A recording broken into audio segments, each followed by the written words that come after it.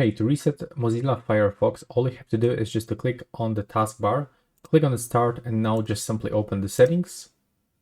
From this, you will have to go into the apps on the left side and now go into the installed apps. From this, we'll have to actually locate our Mozilla browser. Click on the three dots and tap on install. Now let's do this one more time. Click yes if you've got pop-up notification and click on the refresh Firefox. There we go. So that's actually the simple reset. It's actually bringing the default settings into our Mozilla Firefox. So that's how it looks. So right now, please subscribe to my channel and see you in the next one.